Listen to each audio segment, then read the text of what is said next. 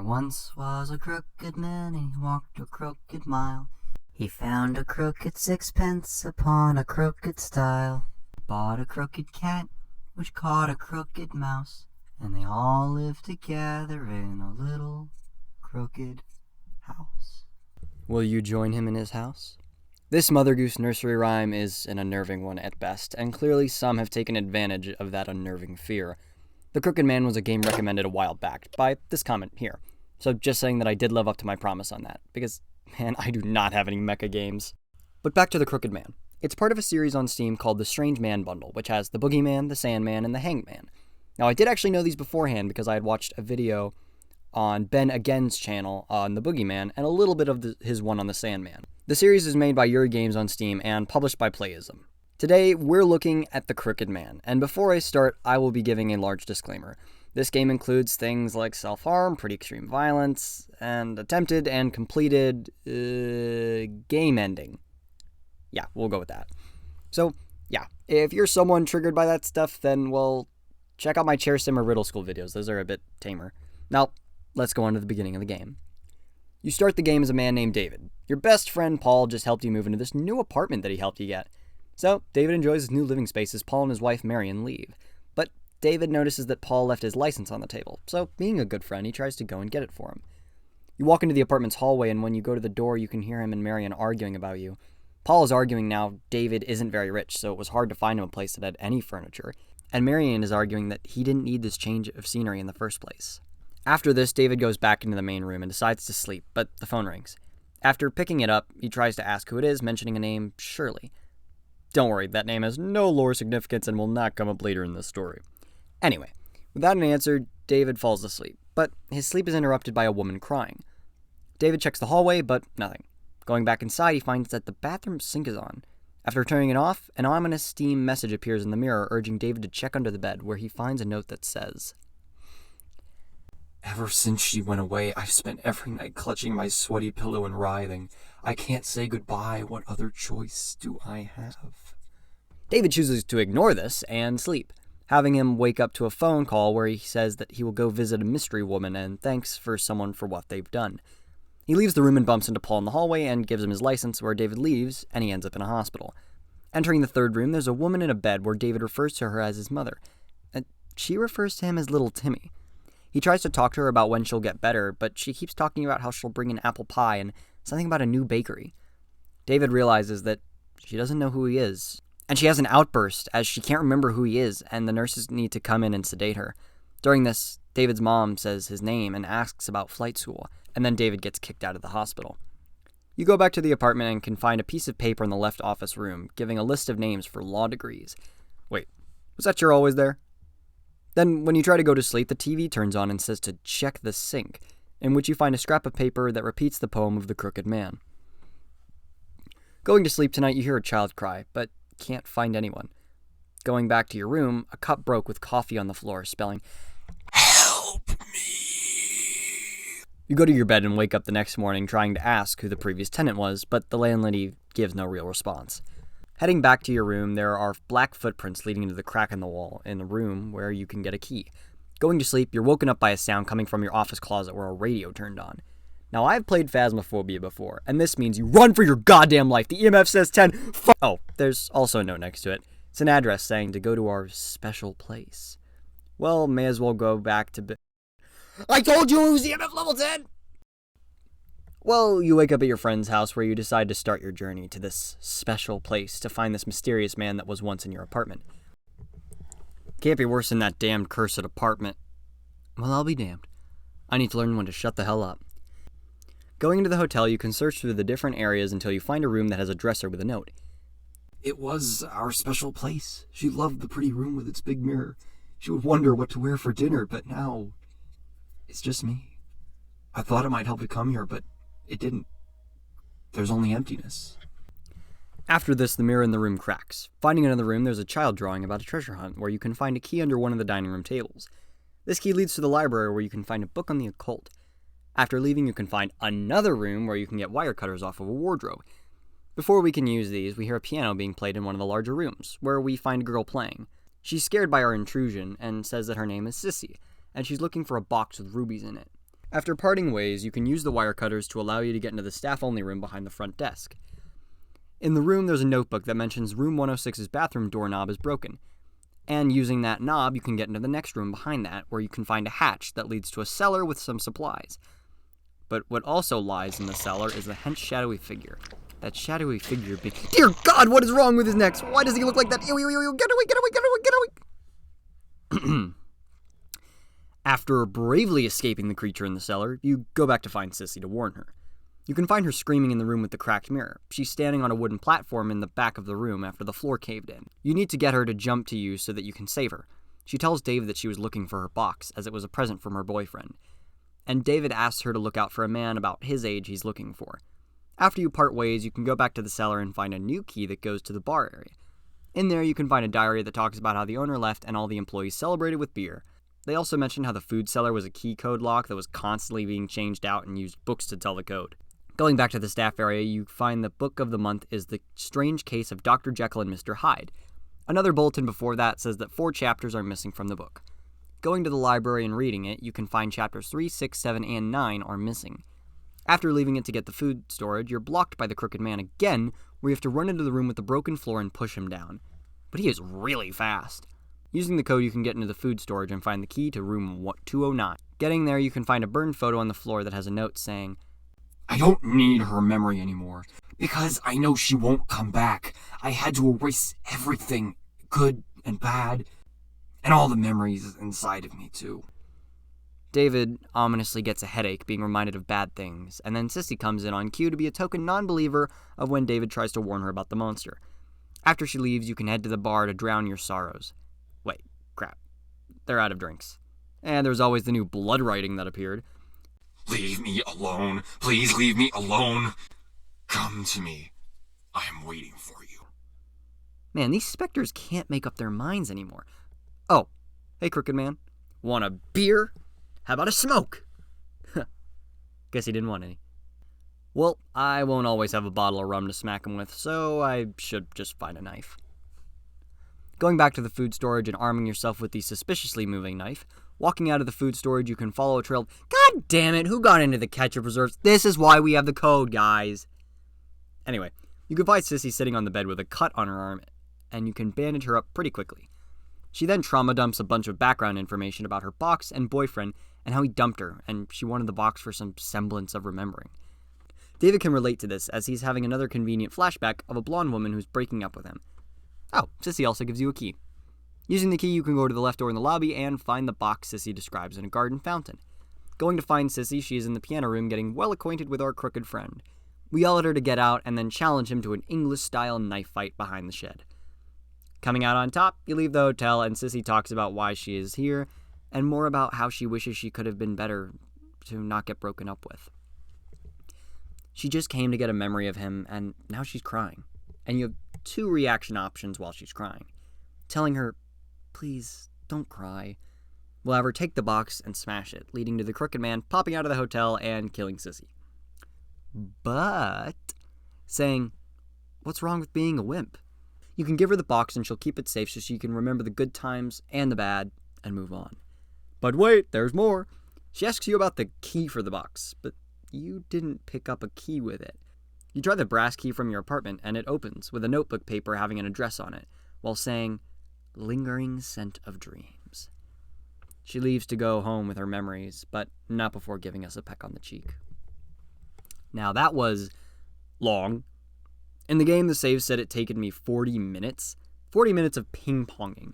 But now we can get a little bit of breathing room. With this time, I'd like to mention one of the details I glossed over. One major thing being doors and how they work. Doors have pretty much 3 states in the game. Locked, painted over, and open.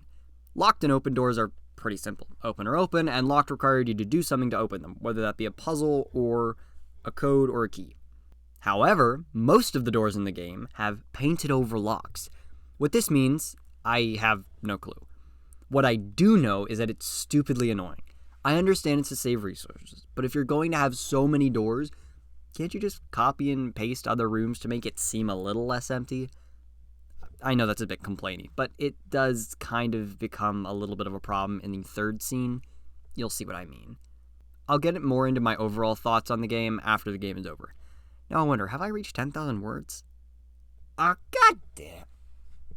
The next location we arrive at is an abandoned school we have to sift through. In the right hallway, you can find a key in the classroom and a note assigning different keys to different students. We got the infirmary key. Going up the next floor, you can find Lefty Lewis's tools in a box. After searching through a bunch of the rooms and solving different professors' puzzles to get into each other's rooms and boxes, you can find keys and stuff in. Trust me, you're not missing much learning about the intricacies of the binary code puzzle. There are just so many different puzzles in this scene. But after these events, you can bump into a red-haired man in the hallway going by D.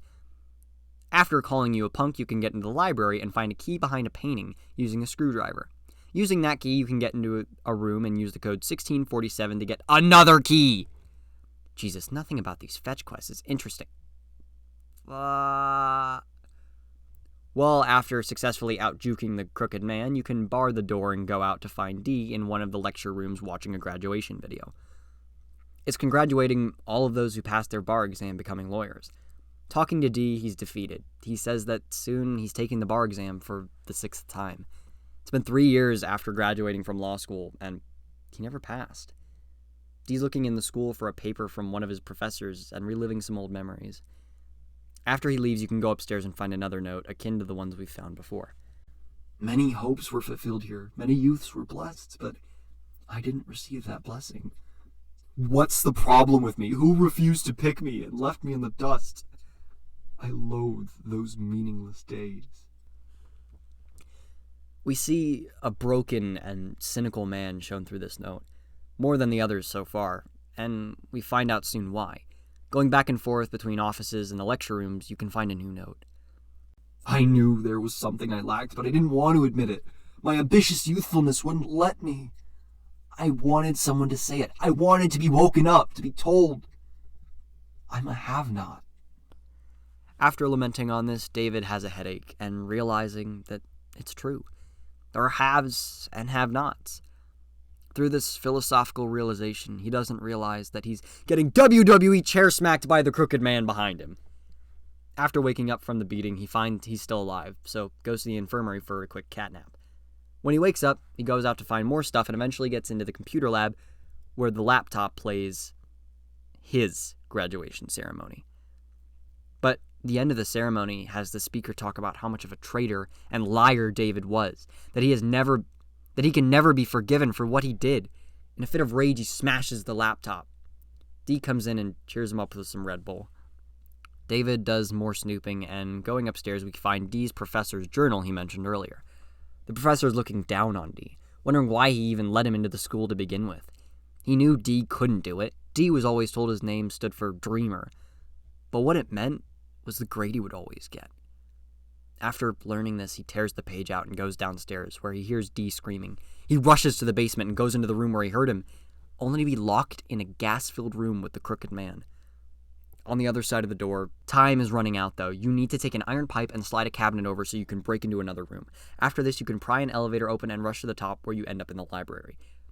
But you need to take Dee to the infirmary first to have him rest up. Now, there's a pretty funny thing you can do to get an achievement here. So, while Dee is resting, if you move too close to him and clip into the bed he's in, you can get the achievement called BL. I swear to God the creator is an AO3 or Wattpad account. Well, anyway, you need to get him to rest, but he refuses. So he gets up and he finds the piece of paper you dropped from the professor's notebook. After a pissy fit, you can chase him where he talks about being a lawyer. It was his only dream. Now, you have two options. You shouldn't give up. Leads him to going insane and literally stabbing you. He gets mauled by the crooked man, who leans over you and says, "It wasn't me. It was you. You, David." which is cool. Nice voice acting. But the other option is saying, that's life, isn't it?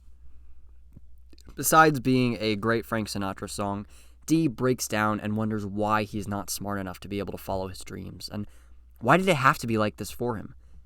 David then tells him about why he isn't a pilot. Being a pilot was David's dream job, but he was colorblind. He lied his way through pilot school being an honor roll student, but on the flight exam, They found him out, and he had to quit. David tells Dee that if he doesn't quit on his dream, that's fine, but he'll just be wasting his time if he keeps having the same results. Dee realizes that even if it's his dream, it may not come true. So, if he fails his last bar tests, he'll give up. But his time wouldn't have been wasted. Here's Johnny! The Crooked Man is back and he is pissed. You have your trusty knife and he wants a rematch, but now he's more prepared. You fight him in the lecture hall where he has a new dash ability where he can go forward a couple of tiles to get ya. One shank later, and we are out. Leaving, we can see Dee, and he gives us another address that says Place of Regret. He found it, and he leaves, but then asks if one day if we ever meet again, if we could grab a beer together. Dee leaves, and that ends scene 2. Phew! Well, now we're at a checkpoint numero dos. This section was pretty long, but not as bad as I made it seem. A lot of the puzzles were actually really cool. I just don't think detailing my path to every single puzzle is that interesting. But a puzzle I think was cool that I didn't mention is one where there are 3 metal wires creations on a desk. They look like cursive L's and there's a loop in the middle of them. The puzzle is a visual depiction of binary code, and the numbers are 10, 101, and 1111. 2515 is the code, and it's really cool that there's a book with binary numbers near the box. I just like this detail because I think it's an interesting computer code. Well, code. Now, before we get to the next section, this is where the warning from before is. The next scene is the reason I put that warning. Personally, I don't think of myself as too content sensitive of a person. I mean, I've had free range of the internet for quite a while, but there were a few specific sections I didn't like. Well, you made it up to here, so I guess you're okay with seeing them. The next location we find ourselves in is an abandoned hospital. Walking into the lobby, there's a locked area in front of the staircase to the right and the office area to the left. Going up to the second floor, you can find room 203, which has a blood puddle before it and blood writing on the third bed saying, Do not mourn them, do not avert your eyes. It is happier for them. I have saved them. Going upstairs to the third floor, you can find a room on the left side. In this room, the note makes sense from earlier. There's a dead cat with her dead kittens, of which they were never really born. This is going out of the story, specifically towards the developer, and why would you do that? I understand your meaning for trying to do something like this, but it's awfully done. The animal violence was completely unnecessary. It's these poor kittens and cat. I mean, developer, there is so much symbolism even later that has this make more sense. So I don't even understand why the developer just chose to do this. It's just horrible. Why? Why? Anyway, after this, you can go into the fourth floor to find a room with dry vomit next to it. A shadowy figure sits in a chair, and then it disappears, where you can find a new note that says, I sat in the chair and watched the bed like always, only there was no one in the bed anymore. What have I accomplished? I could only watch my family scream. I still can't answer that question. After a bunch of searching and puzzles, you can make your way into the cafeteria and find a kid singing and dancing. His name is Fluffy, my favorite Mexican comedian. He was told to wait nearby because his mom needed to do something, so you tell him that you'll take him to the nearby sheriff's station to wait for his mom. He then yells now that he's a big kid and can handle himself, then he runs off. God damn it. Using an AED defibrillator you found, you can take the battery from it and use it to power the lock on the battery door from before in the lobby that leads to the downstairs area. After finding Fluffy, you can take him with you exploring, but he needs to go to the bathroom. You wait for him and he gets locked in, so you need to work on getting him out. Going downstairs, you can get a big hammer and barge in while he screams that something is after him. Breaking down the wall from the room next door, you can find him hidden in the bathroom stall, and he talks about the scary monster. After this, you go and find 6 small letters for a puzzle box you need to open. But to get all 6, you need to get a passcode to the elevator on the 3rd floor. Eventually, you can finally reach the rooftop. But you need to deal with a bar keeping it closed. With some clever science, you can dissolve the iron to get roof access. On the roof, you can find a news report about a man who Gmod ragdolled himself, yeah, that's fine, into the ceiling and, well, hung off of it. Yeah, best way I can put it. Going back downstairs, you can find a room with the Crooked Man in it. He pushes you aside and chases Fluffy out. You need to chase the Crooked Man and use a fire hydrant to repay the favor from earlier to save Fluffy. You can use all the letters you now have after this point to solve the puzzle box from earlier. It's a wooden box with 6 holes for letters. The 6-letter word is family. Using that, you can get a key from the box and use it on the safe next to it. In this safe, you can find a pistol with ammunition. Fluffy gets chased again, and now you have to find them. Again. And you threaten the Crooked Man to back off from Fluffy and draw your pistol. But this leads them both to running away again, up to the roof this time. This leads you to this section's boss battle. This boss battle is really annoying, but I kind of like how creative it is. So, the Crooked Man is chasing Fluffy instead of you. But instead of chasing him with a knife or something, you have to use the gun and shoot the Crooked Man. With Fluffy and the Crooked Man's weird movement, it's very easy to accidentally shoot Fluffy. I only did it once though. It was kind of interesting challenge, but the RPG Maker movement is not smooth enough to do this easily, or without a janky feeling. After successfully shooting the Crooked Man with the amount of shots it took to kill Rasputin, you save Fluffy and try to bring him back to the sheriff's station. But he's crying and mad. His mom abandoned him. She hasn't come for him yet. He failed her. He screams to David that he can make it on his own and leaves. David is shocked, and he mutters to himself that, no, she didn't lose faith in him. He lost faith in her. With a heavy heart, David tries to leave, but hears a woman crying. Could it be Fluffy's mom? He runs to the lower floor and he finds a mom, but not Fluffy's. He sees his mom, who asks him why he hurt her, why he left her. Brings us to a flashback where David is with his mom, but she doesn't know who he is. He was just trying to remind her who he is, and she threatened to call the cops. He got so frustrated with her that he choked her. Right before he has the ability to go further, Paul finds him, stops him, and calls 911. David doesn't think he can ever forgive himself, and neither will she. All right, everybody, how do you feel? It's our post-scene break. If you're enjoying it so far, then I'm glad that it's doing good. Anyway, I have thoughts on this level. I left out a lot on this section.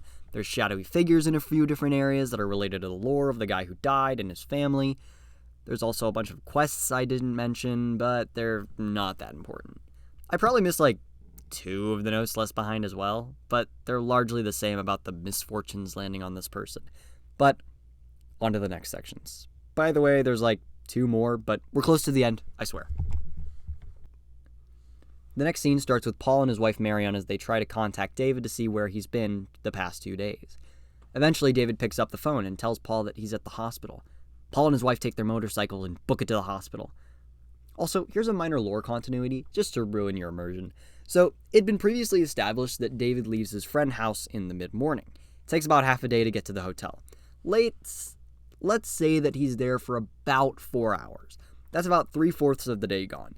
The next place is a day away, so he gets there at the school and it's about nighttime. He's there, let's say, another 4 to 6 hours, including the nap.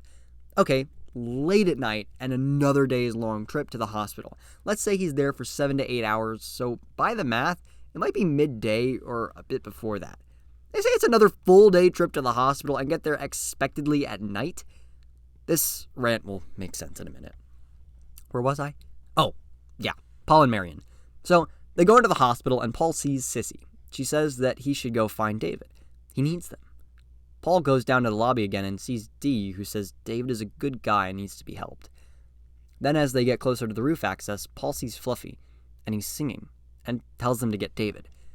Marion is freaking out, thinking that Paul is trying to spook her because he keeps talking while nobody's there. Paul realizes she can't see what he sees, so he tells her to wait outside. After getting to the roof, Paul finally finds David. David's standing on the edge of the building. Paul tells him to back away, saying that he was there to bring him back home, in which David gets frustrated and pulls a gun. Not on Paul, but on himself. Paul can see a shadowy figure behind David, helping to hold the gun. Paul has 3 different choices while David is holding the gun. Persuade, take the gun, and punch. Trying to persuade David fails, in which he shoots. Taking the gun leads to a misfire into Paul's chest, in which David takes out his grief by shooting himself. Lastly, Punch has Paul beat the crap out of David and throw the gun aside. After beating the crap out of his friend, Paul sits with a now smoking David, who details his accounts of the previous few days. Paul, who already believed in the occult, completely believed David's story.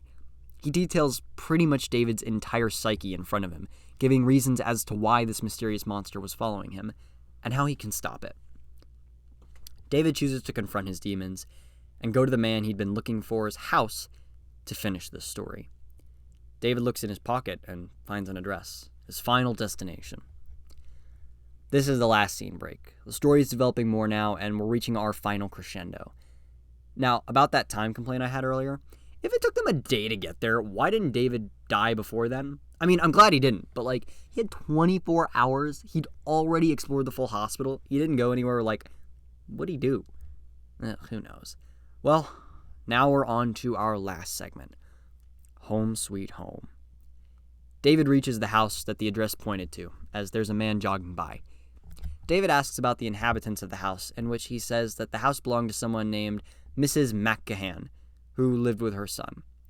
Using the bloody key from the hospital, which I will not tell you where it came from, you can open the door in which there are notes around the house. First, in the living room, there's one that says, I recalled the rhyme of the Crooked Man. All I could do was live in a crooked house with a cat and a mouse just as crooked. I was the same way. Everything I wished for ended up crooked. My dreams, my love, even my family. How did the Crooked Man live? Was he sorrowful in the depths of despair? Such a life has no meaning. In the storage hall across from the living room, one says, The hotel, the school, the hospital.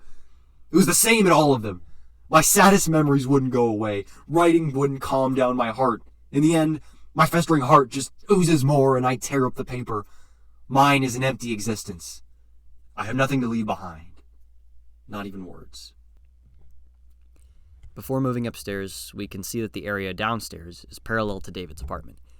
Cracks, broken mirrors, shattered glass, and plates, signs that there's a disturbance tormenting the people living there, just like it had David.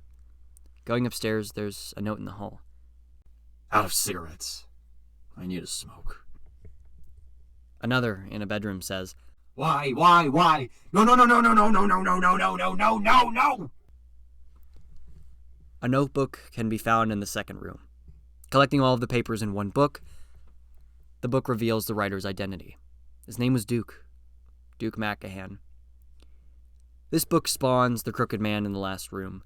Walking into the last left room, there are 2 red sofas surrounding a table with a furnace in the back where the Crooked Man stands in wait. Well, it seems that this is our final battle, Crooked Man. Let's dance. Damn, you are fast! Yeah, the Crooked Man has a new power. He has a much faster dash, and if he catches up to you, he can now effectively grab onto David, draining his health insanely quickly. His dash is faster. He is faster, but you're resilient and likely safe-scummed. After killing the Crooked Man, you can now go into the attic, which had previously been locked. I'm sure if you're watching, you can make out what that is. David talks to the man, a one-sided conversation about salvation. The Crooked Man trying to torment David by showing him the road he had gone down. Duke could only work to keep David off that road, even if it were through less than safe means. This journey Duke led David on changed his personality and outlook on life. With his final words to the skeletal Duke, the scene pans so we see him in the light of his now decrepit chamber. The scene changes to David in Paul's house as David gets a phone call from the hospital. His mother is now well enough for a surgery to remove the brain tumor she had. While waiting for her to recover after the surgery, his mother wakes up and David talks with her. She forgives him and says that she is happy and will be happy till the end of her life. He leaves to get her water and celebrating her revival. But as he leaves, we can see that she closes her eyes for the last time. There's a time skip to David and Paul in David's apartment, where Paul says she had a good funeral. He leaves with Marion while Shirley enters the apartment and reconciles with David.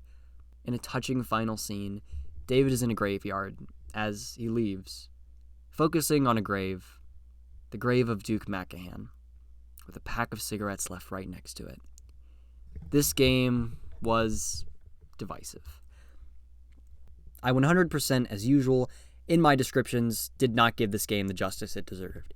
If you're curious, download the game. It's $3, and the bundle with all the games is $7, and, sales happen all the time. Saying that doesn't mean this is done, however. This game is great, but I feel that some portions were highly unnecessary.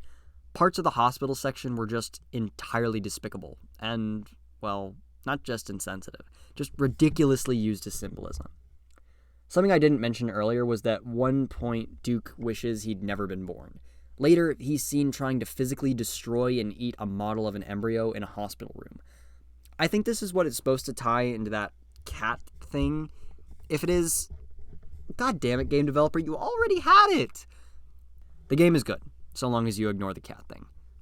I like the puzzles, which were around the different locations, but most of the time, it was just like a 4-digit code, just different ways to get the code. I think the different directions of the puzzles were pretty cool and refreshing, gameplay-wise. The areas are interesting to traverse because of the well-put-together environments. Eventually, everything visually looks pretty cool. Only boring thing was the hospital rooftop. There's literally, nothing there, but it's empty because the creator likely wanted you to focus on the story and the boss fight, and not to just see generators and stuff everywhere. Now on to the story and message. This is a psychological journey for David. His mother is terminally ill, he can't fulfill his dreams, he lost friends and even his fiancée. Nothing has gone well for this guy.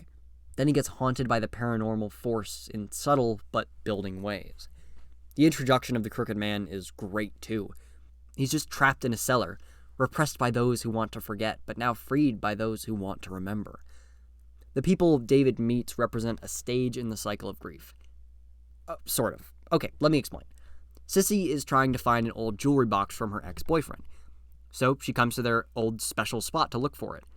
She's diving back because she wants to feel the memories. She doesn't want to feel the pain of rejection, but the embrace of the past. This, in my view, is likely denial. The ending that allows you to progress shows Sissy taking the box with the memories of the good and the bad. She accepts them. The time has passed, and she knows she has to move on with her life. This is paralleled by the burned picture in one of the rooms. Next is the school. We have Dee, who's an ambitious individual and wanting to be a lawyer, but just isn't smart enough. He says it himself. David has to show him the cruel reality that there are the haves and have-nots, those that can and those that never will. But he teaches Dee to accept this time, not as wasted, but as learned. Duke wanted to become something too, likely a lawyer with the fact that he was in a law school, and he didn't have what it took either. But he couldn't accept that he wasn't capable of doing it. Then we have Fluffy. Now, at first I had a hard time figuring out what he represented, but I think I have it now. Fluffy represents security and independence. Let me explain. The child shows that he isn't afraid of the dark because he's a big boy waiting for his mom. But his mom never shows up. To Fluffy, she abandoned him. That's what David feels like. He's wrong, but that's what he thinks on the inside. His mom turned on him, threatened, and yelled because she forgot who he was. Not because she didn't love him, but something was blocking the two. And while Fluffy's story isn't really resolved, we need to see that he is on the path David was. Hatred towards his mother to a point where he denounced her as family. It's not because he hates her, it's because he thinks she gave up on him. Even though all these lessons, Paul is David for David. We can even see it when Fluffy gets chased by the Crooked Man. The Crooked Man is trying to stop him on the same path where David's trying to be stopped. David is in these places showing the message, but he doesn't get it. He needed Duke to stop him. He needed Duke to help him. Because who helps the helper? Finally confronting Duke and the house is his final hurdle. As I said earlier, the house is a mirror of David's apartment. A crooked house with crooked walls, both with cracks, shattered items, and garbage, the same radio and TV sets smashed, thrown about. This is David's house and David's life, if he doesn't change. Facing the Crooked Man isn't killing the Crooked Man. It's killing that fear. The last fight, the Crooked Man is the strongest. He's the hardest hurdle to overcome because he is the challenge it takes to warm yourself up to say, I've changed. Going up into the attic and talking to Duke, this is David telling himself that he has changed. His perceptions are changed, and his life course is now fixed because he learned from the mistakes of Duke. But it's too late for Duke to learn from his mistakes. One might think to ask, who was his Crooked Man? Now, there's a bit more to that story. If you're a masochist who goes through the game a second time, you can talk to Duke. You can go into his house and see him scribbled out of pictures when he was with Dee, Sissy, and Fluffy. We can see the regret, but acknowledgement. Now, we finish David's story with a happy end, even if it's sour. Even with my criticisms of the game, it's really good. I know I said before, but yeah, it's amazing. Now, before I end out this video, I'd like to say a few things. First, I'm writing this on the 20th of November, and we are at 159 subs. And as of recording this, it's the 2nd of December, because I'm re-recording, and oh my god, it's 171. It's just incredible. So, yeah. I'm glad you guys liked the chair sim video, which was my last really big one, and I hope you like this. As always, any criticism is accepted in the comments, and I love reading suggestions. That was how you got this one. I just prefer the games that are free when you suggest those, because they are way easier to get and record, usually. And no, because of the success of chair sim does not mean that this will be only script-based videos, as I've shown. Of course, I love making these, but also, just like chill Let's Plays and playthroughs, I know you guys don't watch them as much, but that won't stop me from making them. They're largely going to be filler in between bigger videos, so I hope you liked me for my voice, because it'll be annoying to do constant big edits on smaller games that don't need them. Also, to the person who subscribed with a skeleton PFP like mine, you are not the true skeleton unless you can see your ribs and play your spine like a xylophone. You are an imitation of me. Seriously though, I love the support from the last video, which at the time I believe was the chair sim video, and I hope I can make you guys proud with this one. If you really made it this long in, I just want to say some video ideas I've had for a while that will focus on essay style, but maybe not full games. An essay style series on my progress through games like Fallout New Vegas, Terraria, Stardew Valley, the Bioshock series, maybe some more of the Half-Life games. 2 more deep dives regarding random source mods and Payday mod showcases. 3 longer style rants on bigger topics like gaming as a whole or Payday 3. Challenging myself to make things like SFM animations, music, and source game maps. Not full in games yet, since I'm not a good enough programmer yet, but maybe something about learning stuff like that in the future. Videos on my experience and opinions on games like Payday 2, SCP, SL, and Phasmophobia and TF2. And also one other thing that I came up with today is making videos, or shorts maybe, where I go on Wikipedia, I do random article, and then I have to make like an essay-style education thing on whatever random article I got. I just think that would be funny. But anyway, the script is literally like 17 pages long. Actually, the longest script I've written so far. To wrap things up, seriously this time, thank you so much. I'd love suggestions, criticism, and comments, and I'd love to hear what you guys think. Anyway, it's been me, Moosh, and I'll see you later. Arrivederci. Now, I've played Phasmophobia